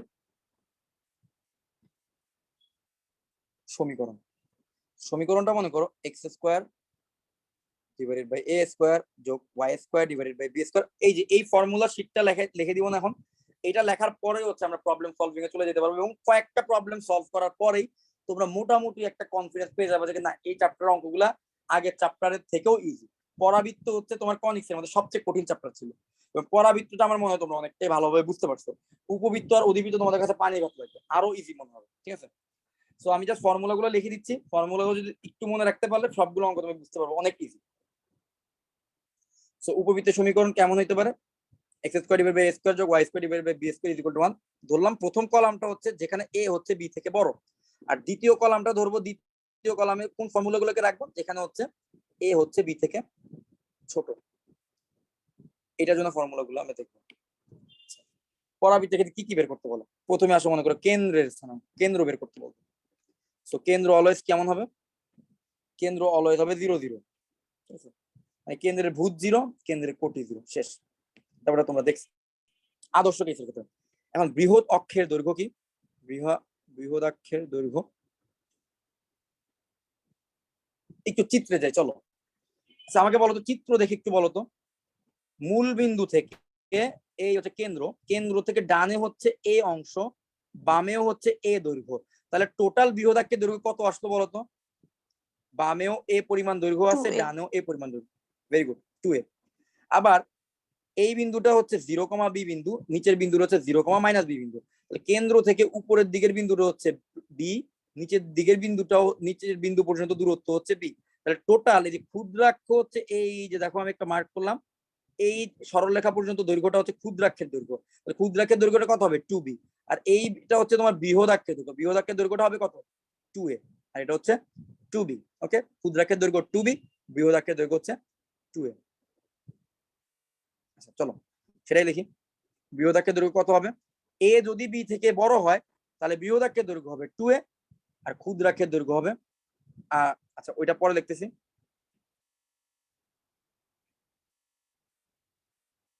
ক্ষুদ্রাক্ষের দৈর্ঘ্য a যদি b থেকে বড় হয় তাহলে ক্ষুদ্রাক্ষের দৈর্ঘ্য 2a, যদি বৃহদাক্ষের দৈর্ঘ্য হয় তাহলে ক্ষুদ্রাক্ষের দৈর্ঘ্য হবে 2b। সিমিলার ওয়েতে a যদি b থেকে ছোট হয় তাহলে সবগুলো উল্টাটা হবে, তাহলে সেটা আমি নিজে না করি, সেটা তোমরা পূরণ করবে। সেই ক্ষেত্রে 2b হবে আমার বৃহদাকার দৈর্ঘ্য আর 2a হবে আমার ক্ষুদ্রাকার দৈর্ঘ্য। আর কিছুই না। আচ্ছা এবার চলো আরো কিছু ইনফরমেশন বের করি। উৎকেন্দ্রিকতা ই কত হবে? ই হচ্ছে এ যদি বি থেকে বড় হয় ই হবে 1 মাইনাস ছোট স্কয়ার বাই বড় মানে b square by a square. আর যদি এ যদি বি থেকে ছোট হয় তাহলে উৎকেন্দ্রিকতা কত হবে? 1 মাইনাস ছোট স্কয়ার ডিভাইডেড বাই বড় স্কয়ার মানে এইবার তো এ বি থেকে ছোট a square divided by b square. বাকি ইনফরমেশন গুলো বের করি, তারপর আমরা আজকে দু একটা প্রবলেম করে আজকের ক্লাসটা শেষ করব। ঠিক আছে, দু একটা প্রবলেম করব যাতে তোমরা সাথে সাথে একটা অ্যাপ্লিকেশনের একটা ইয়া পাও যে না আমি যে ফর্মুলাগুলো শিখছি এগুলোকে কিভাবে ইউজ করতে হয় প্রবলেমের ক্ষেত্রে। আচ্ছা এবার আসো নিয়ামকের সমীকরণ। নিয়ামকের সমীকরণ চিন্তা করে বলতে হবে। চিত্রে যাই চলো। দেখো তো নিয়ামক রেখাটা কোন বিন্দু দিয়ে যাচ্ছে? নিয়ামক রেখাটা a বাই e, 0 বিন্দু দিয়ে যাচ্ছে না? তাহলে নিয়ামক রেখার সমীকরণটা কত হওয়া উচিত? x = a বাই e হওয়া উচিত না? x = a by e। আবার এই পাশের বিন্দুটা হওয়া উচিত x = minus a by e। কথা কি বুঝতে পারছো? ক্লিয়ার? তাহলে নিয়ামকের সমীকরণ আমি কি বলতে পারি? x = plus minus a by e, এটাই হচ্ছে নিয়ামক রেখার সমীকরণ। কারণ নিয়ামক রেখাটা a বাই e এই বিন্দু দিয়ে যাচ্ছে, a বাই e, 0 বিন্দু দিয়ে যায়। সুতরাং নিয়ামক রেখার সমীকরণ হবে x = plus minus a by e। আর ওইটার ক্ষেত্রে হবে y = plus minus b by e। ঠিক আছে? আচ্ছা তারপরে আসো উপকেন্দ্রদ্বয়ের স্থানাঙ্ক। উপকেন্দ্র বা ফোকাস, উপকেন্দ্র কত? এটা তো দেখাইলামই। উপকেন্দ্রের ভুজ হয় AE, কোটি হয় 0, প্লাস মাইনাস AE, 0। উপকেন্দ্র যদি দুইটা, একটা থাকে প্লাস AE তে, একটা থাকে মাইনাস AE তে, তো প্লাস মাইনাস AE, 0। ওকে। আচ্ছা শীর্ষবিন্দুতে শুরুতেই দেখাইলাম। শীর্ষবিন্দু কত হয়? শীর্ষবিন্দু হয় প্লাস মাইনাস A, 0, ঠিক না? কেন্দ্র থেকে 0 ডান পাশে A পরিমাণ, বাম পাশে A পরিমাণ। ঠিক আছে? আচ্ছা তারপর আর কি ইনফরমেশন বাকি আছে? উপকেন্দ্রিক লম্ব। ওকে। আচ্ছা উপকেন্দ্রিক লম্ব, উপকেন্দ্রিক লম্ব হয় 2 ইন্টু ছোট স্কয়ার বাই বড় 2b স্কয়ার বাই a অথবা 2a square by b। a যদি b থেকে বড় হয় তাহলে 2b square by a, a যদি b থেকে ছোট হয় তাহলে 2a square by b। Okay. আর কি ইনফরমেশন আছে দেখো। আচ্ছা উপকেন্দ্রিক লম্বের সমীকরণ তো বের করা যেতে পারে। উপকেন্দ্রিক লম্বটা তো একেই দেখাইলাম। দেখো তো উপকেন্দ্রিক লম্বটা কোনটা হবে? এই হচ্ছে তোমার উপকেন্দ্র। তাহলে উপকেন্দ্র দিয়ে যে লম্বটা যাবে সেই লম্বটাকে আমরা কি বলবো? উপকেন্দ্র থেকে যে লম্বটা যাবে সেই লম্বটাকে আমরা কি বলবো? উপকেন্দ্রিক লম্ব। এখন বলো তো উপকেন্দ্র দিয়ে যে লম্বটা যাচ্ছে সেই লম্বটা কোন বিন্দু দিয়ে যাচ্ছে? সেই লম্বটা কোন বিন্দু দিয়ে যাচ্ছে? চিত্রটা দেখে বলো তো। AE, 0। হ্যাঁ তাহলে উপকেন্দ্রিক লম্বের সমীকরণটা কত হবে? উপকেন্দ্রিক লম্বের সমীকরণ হবে x = plus minus AE। Simple, x = plus minus AE হবে উপকেন্দ্রিক লম্বের সমীকরণ। ওকে। আচ্ছা আর কি ইনফরমেশন আছে? উপকেন্দ্রদ্বয়ের মধ্যবর্তী দূরত্ব। আচ্ছা এগুলা কিছুটা লেস ইম্পর্টেন্ট। ঠিক আছে, উপকেন্দ্রদ্বয়ের দূরত্ব, দুইটা উপকেন্দ্রের মধ্যবর্তী দূরত্ব বের করতে বলছে। দেখো তো বলো তো, চিন্তা করে বলো, চিত্র আবারও যাই। দেখো এই হচ্ছে কেন্দ্র, কেন্দ্র থেকে ডান দিকে হচ্ছে একটা উপকেন্দ্র আছে AE দূরত্বে, বাম দিকে আরেকটা উপকেন্দ্র আছে AE দূরত্বে। তাহলে বলো তো এই দুইটা উপকেন্দ্রের মাঝখানে ডিসটেন্স কত হবে? Very good, 2a। কেন্দ্র থেকে A আছে ডান দিকে AE দূরত্বে, A আছে বাম দিকে AE দূরত্বে, তাহলে এদের মধ্যবর্তী দূরত্ব হচ্ছে 2 ইন্টু AE হবে। সিম্পল। উপকেন্দ্রদ্বয়ের মধ্যবর্তী দূরত্ব কত হবে? 2AE। ওকে। আরো কি কিছু বাইর করা যায়? নিয়ামক দ্বয়ের মধ্যবর্তী দূরত্ব বাইর করা যায় চাইলে। এগুলো হচ্ছে একটু লেস ইম্পর্টেন্ট আর কি, জাস্ট তুমি নিচ থেকে ফর্মুলা, এটা ফর্মুলা আকারে মনে রাখা লাগে না আসলে। ঠিক আছে, নিয়ামক দ্বয়ের মধ্যবর্তী দূরত্ব, নিয়ামক দ্বয়ের মধ্যবর্তী দূরত্ব কত হবে দেখো তো, চিন্তা করে বলো তো। এবার আবার চিন্তা করে বলো তো। এটা হচ্ছে কেন্দ্র, হ্যাঁ কেন্দ্র থেকে এক, ভেরি গুড, 2a বাই। কেন্দ্র থেকে একটা নিয়ামক আছে a বাই e দূরত্বে ডান দিকে, আরেকটা নিয়ামক আছে a বাই e দূরত্বে বাম দিকে। তাহলে তাদের নিজেদের মধ্যবর্তী দূরত্ব কত? 2 ইন্টু a বাই e, ঠিক না? মধ্য পয়েন্ট, মিড পয়েন্ট থেকে একজন ডানে a বাই e, একজন বামে a বাই e, তাহলে তাদের মধ্যবর্তী দূরত্ব হচ্ছে 2 into a by e। Okay. 2 into a by so মোটামুটি ইনফরমেশন গুলা বের করে ফেললাম। আচ্ছা এইবার এই চিত্রটা তোমরা নিজেরা, এই যে এ যখন বি থেকে ছোট হয় তখন চিত্রটা জাস্ট এই ওয়াই অক্ষের দিকে এভাবে ঘুরে যায়, আর কিছুই হয় না। চিত্রটা তখন বৃহদাক্ষ থাকে ওয়াই অক্ষ আর ক্ষুদ্রাক্ষ থাকে হচ্ছে এক্স অক্ষ। তো তখন অনুরূপ ভাবে তার এই যে দেখো শীর্ষবিন্দু হয় 0, বি, শীর্ষবিন্দু হয় 0, বি, কেন্দ্র তো 0, 0 বিন্দুতেই থাকে। আর উপকেন্দ্রটা কত হয়? উপকেন্দ্র হয় 0, বিই, আবার উপকেন্দ্র হয় 0, বিই। ঠিক আছে, আর নিয়ামকটা তখন এই ডানে একটা থাকে, নিচের দিকে বামে একটা থাকে। তো ডানে যেটা থাকে সেটাকে কি বলবো আমরা?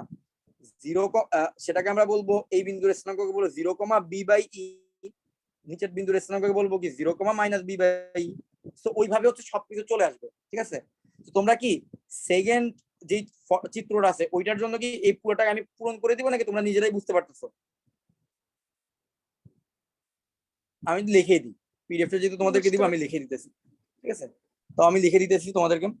আচ্ছা, উপকেন্দ্র তাহলে এখানে কি হবে? 0, বিই, 0, বিই হবে। কারণ যেহেতু এটা বি এর দিকে চলে গেছে, মানে একটা তো এ হচ্ছে এক্স অক্ষের দিকে এ দৈর্ঘ্য আর ওয়াই অক্ষের দিকে বি দৈর্ঘ্য। এবার তো তার গ্রাফটা ঘুরে গেছে, বি এর দিকে বেশি অংশ আছে আর এ দিকে কম, সবকিছু চেঞ্জ হয়ে যাবে। শীর্ষবিন্দু হবে এ প্লাস মাইনাস a, 0 ছিল, এখন হলো 0, প্লাস মাইনাস বি। ঠিক আছে, আর এগুলো তো লিখলামই। আর উপকেন্দ্রিক লম্বের সমীকরণ আগে ছিল x = প্লাস মাইনাস a, সেটা হয়ে যাবে y = প্লাস মাইনাস b, কিছুই না। উপকেন্দ্রদের মধ্যবর্তী ছিল 2ae, তো এটা হয়ে যাবে কত? 2b। এটা ছিল 2 ইন্টু a বাই, এটা হবে 2 into b by.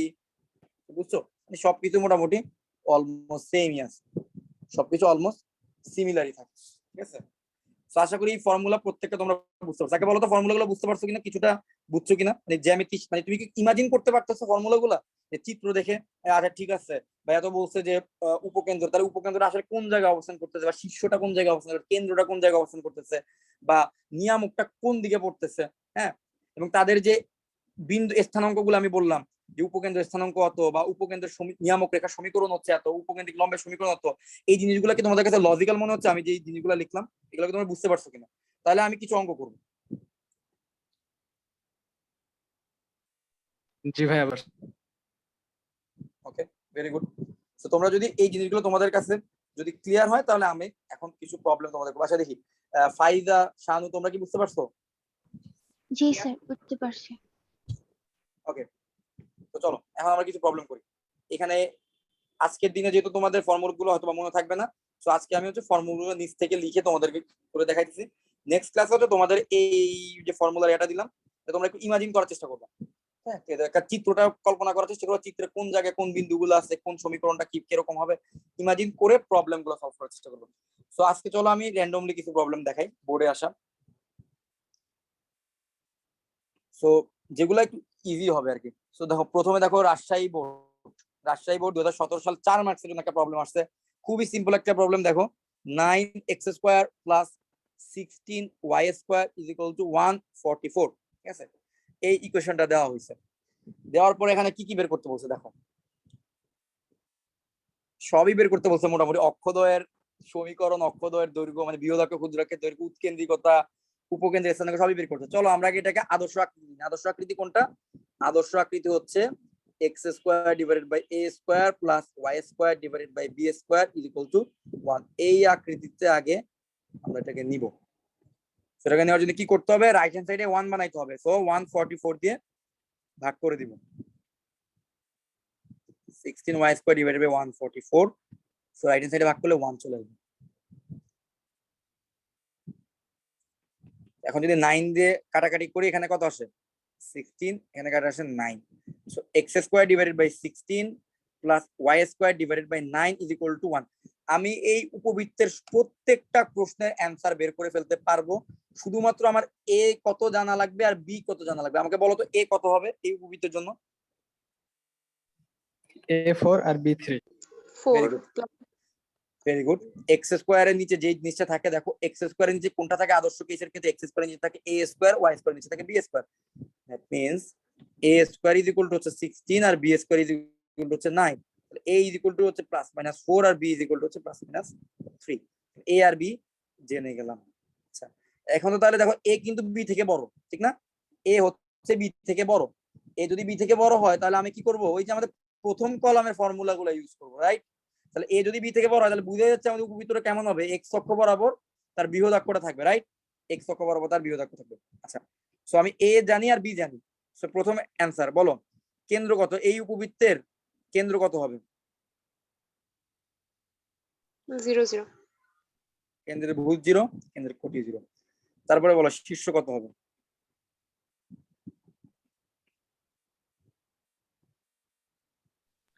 Plus minus minus 4 0 4 কমা 0 শীর্ষের ভুজ হবে +-4 আর কোটি হবে 0। সো x = +-a আর y = 0। ঠিক আছে, জাস্ট ফর্মুলা গুলোই বসাচ্ছি আর কি। তো এটার ফর্মুলা ছিল 0 0 বিন্দু, এজন্য আমি বসালাম। ওটার ফর্মুলা ছিল +-a, 0 শীর্ষবিন্দু। সো আমি তো দেখতেছি a ভ্যালু হচ্ছে 4, সো আমি +-4, তো আমি a এর জায়গায় +-a এর জায়গায় +-4 বসাই দিলাম, শীর্ষ চলে আসলো। তারপরে বলো বৃহদাক্ষের দৈর্ঘ্য কত হবে? 8 2a ভেরি গুড, 2a সমান 8 2a, 2m = মানে হচ্ছে a এর ভ্যালু তো 4, তো 2 * 8 হবে। এক্স্যাক্টলি 4 = 2।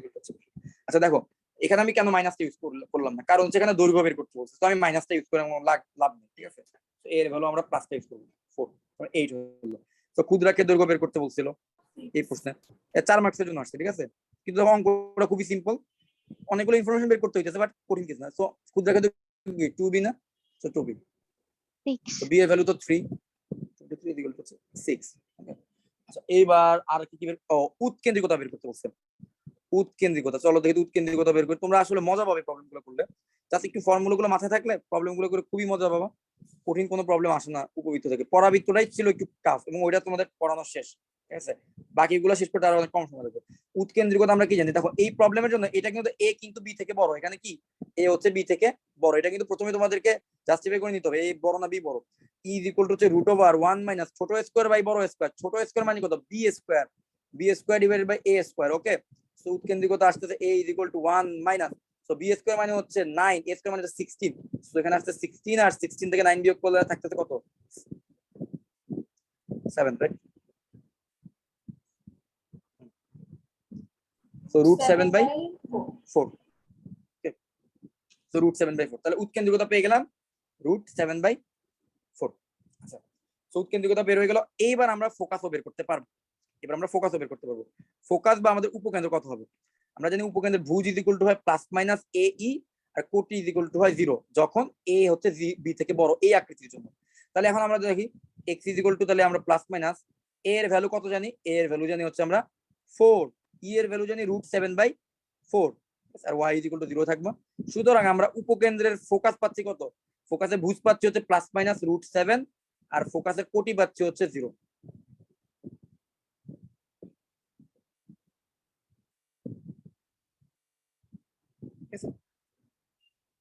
উপকেন্দ্রের ভুজ আর কোটি বের করে ফেলতে পারলাম। আচ্ছা, আর কি বের করতে বলছে দেখি। নিয়ামক দ্বয়ের সমীকরণ বের, আচ্ছা উপকেন্দ্রিক লম্বের দৈর্ঘ্য বের করতে বলছে, এটাও বের করি। যে একটা প্রবলেম দেখাচ্ছি, একটা প্রবলেম থেকে তুমি মোটামুটি এরকম অনেকগুলো প্রবলেম নিচ থেকে করতে পারবা। ঠিক আছে, একই স্টাইল আর কি। আচ্ছা, বলছে উপকেন্দ্রিক লম্বের দৈর্ঘ্য, উপকেন্দ্রিক লম্বের দৈর্ঘ্য। আচ্ছা, সেটা হচ্ছে 2 * ছোট স্কয়ার ডিভাইডেড বাই বড়। এখানে তো আমরা হবে অবশ্যই বি হচ্ছে ছোট, 2b square divided by a, so এখানে আলটিমেটলি কত আসতেছে, 2 * b স্কয়ার মানে হচ্ছে 3 স্কয়ার ডিভাইডেড বাই a মানে হচ্ছে 4, 18 ডিভাইডেড বাই 4। ওকে, সো কাটাকাটি করলে কত থাকে, 9/2। সো উপকেন্দ্রিক লম্বের দৈর্ঘ্য আসতেছে কত, 9/2। আচ্ছা, এবার চলো 8 নম্বর ইনফরমেশন। আর কি বের করতে বলছে, অনেকগুলো বের করতে দিচ্ছে। নিয়ামক দ্বয়ের সমীকরণ। সো নিয়ামকের সমীকরণ, সো নিয়ামকের সমীকরণটা কত জানি হয়, নিয়ামকের সমীকরণ হয় x = +-a/e হয়, তাই না? x = +-a/e হয়। সো x = a এর ভ্যালু হচ্ছে কি 4, আর e এর ভ্যালু কত, √7/4, সো √7/4।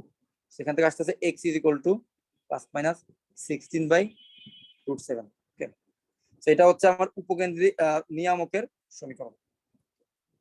নিয়ামকের সমীকরণ বের হয়ে গেল। আর কি বের করতে বলছে, আরো একটা জিনিস বের করতে বলছে, যেটা আমি এখন পর্যন্ত পড়াই নাই। খুবই সহজ জিনিস এটা, বলছে পরামিতিক স্থানাঙ্ক নির্ণয় করো। পরামিতিক স্থানাঙ্ক, এটা আসে না কোথাও, তা পড়া রাখি। তো উপবৃত্তের জন্য পরামিতিক স্থানাঙ্ক হয়, কারণ বৃত্তের জন্য পরামিতি কি x r cos θ আর y কি r sin θ, এটা বসাইতাম না, r cos θ y r sin θ, তাই তো? উপবৃত্তের জন্য কি জানো? উপবৃত্তের জন্য x হচ্ছে a cos θ আর y হচ্ছে b sin θ। সো বলো তো পরামিতিক স্থানাঙ্ক কত আসতেছে? x a এর ভ্যালু কত? 4, ঠিক আছে? তাহলে 4 cos θ আর y এর ভ্যালু কত আসতেছে? b মানে হচ্ছে b হচ্ছে কি 3, তাহলে 3 sin θ। শেষ। এটাই তোমার হচ্ছে পরামিতিক স্থানাঙ্ক। শেষ। মোটামুটি রাজশাহী বোর্ড 2017 সালের 4 মার্কসে আসা একটা প্রবলেম করলাম। এই টোটাল 9টা ইনফরমেশন বের করতে দেওয়া হয়েছিল এই প্রবলেমে, কিন্তু অঙ্কটা ছিল অনেক ইজি, বাট ইনফরমেশন অনেকগুলো। প্রথমে আমি কি করলাম? x² + y² + b² = 1 এই আকৃতিতে নিলাম। নেওয়ার পরে a আর b জেনে গেলাম। a আর b এর সাহায্যে আমি শীর্ষ, কেন্দ্র, বৃহদাক্ষ, ক্ষুদ্রাক্ষ, উৎকেন্দ্রিকতা বের করে ফেললাম। এবং উৎকেন্দ্রিকতা এবং a এর সাহায্যে আমি উপকেন্দ্র, উপকেন্দ্রিক লম্বের দৈর্ঘ্য, নিয়ামকের সমীকরণ এগুলো সবকিছু বের করে ফেলতে পারছি। সবার লাস্টে একটা মানে লোন একটা ইনফরমেশন বের করতে দিয়েছে, সেটা হচ্ছে পরামিতিক স্থানাঙ্ক, যেটার সাথে উপরের গুলা তেমন একটা রিলেশন নাই। বলতো এই প্রবলেমটা বুঝতে পারছো কিনা? জি ভাইয়া। জি স্যার। তো ঢাকা বোর্ডে আসা একটা প্রবলেম তোমাদের জন্য SW থাকলো, তোমরা নিজেরা একটু ট্রাই করো। এটা আমার মনে হয় তোমরা নিজেরা ট্রাই করলেই পারবা। সিম্পল একটা প্রবলেম। 16x² + 25y² = 400। এটার জন্য আমি যে ইনফরমেশন গুলো বের করলাম, সিমিলার ইনফরমেশন গুলো তোমাকে বের করতে হবে। আশা করি তোমরা পারবা এই প্রবলেমটা, ঠিক আছে? এই প্রবলেমটা আশা করি তোমরা পারবা। তো ঢাকা বোর্ড 2017-তে আসছিল, দিনাজপুর বোর্ডেও আসছিল, 4 মার্কসের জন্য। আচ্ছা, এখন আচ্ছা তোমার একটা লেজ ইম্পর্টেন্ট টপিক আছে, এটা পড়ায় আজকে শেষ করে ফেলি, ঠিক আছে? লেজ ইম্পর্টেন্ট একটা টপিক আছে, সেটা হচ্ছে পরামিতিক স্থানাঙ্ক দেওয়া থাকবে। পরামিতিক স্থানাঙ্ক থেকে উপবৃত্তের ইকুয়েশন বের করা, ঠিক আছে? পরামিতিক স্থানাঙ্ক টু উপবৃত্তের ইকুয়েশন।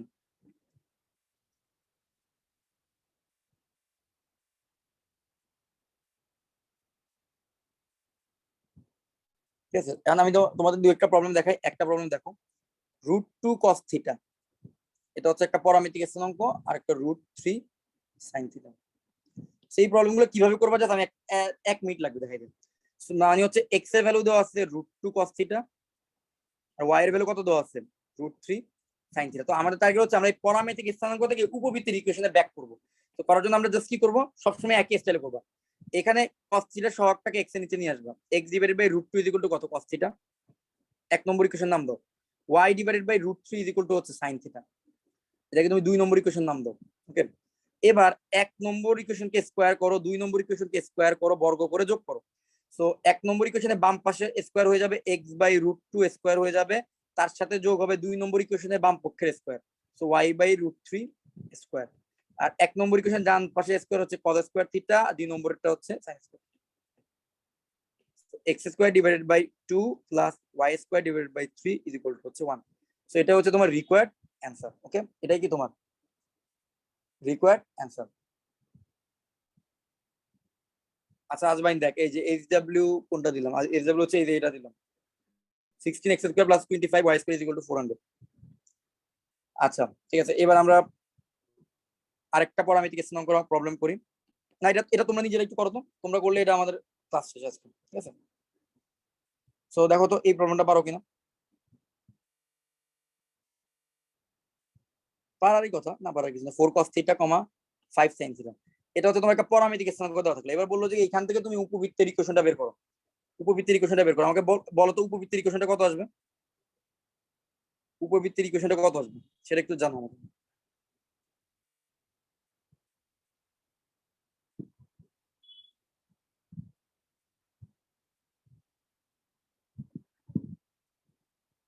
x² / 16 + y² / 25 = 1। তো এটাই আসার কথা। সো এটাই আসছে। তো আমি নেক্সট ক্লাসে কি করাবো সেটা বলে দিই। নেক্সট ক্লাসে, আজকের ক্লাসে দেখো তো এই ইনফরমেশন গুলো বের করলাম না, একটা পরাবৃত্তের ইকুয়েশন দেওয়া ছিল। দেখো এই যে 9x² + 16y² = 144। এই ইকুয়েশন থেকে কি করলাম?